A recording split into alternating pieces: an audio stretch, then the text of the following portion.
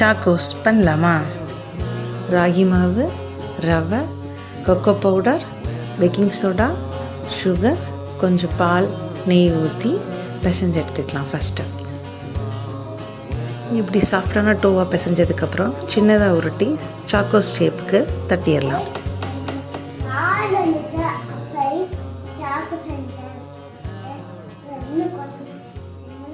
இல்லைன்னா கேக் நாசில் வச்சு இந்த மாதிரி சின்ன சின்னதாக கட் பண்ணி எடுத்துக்கலாம்.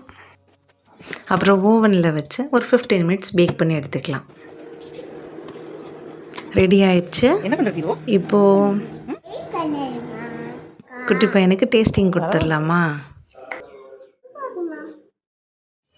இப்படி பாலில் மிக்ஸ் பண்ணி கொடுக்கும்போது அந்த சாக்கோ ஃப்ளேவர் நல்லாவே நமக்கு கிடைக்கும். தம்பி ஹாப்பி. ஸ்டோர் பண்ணி வச்சிடலாம்.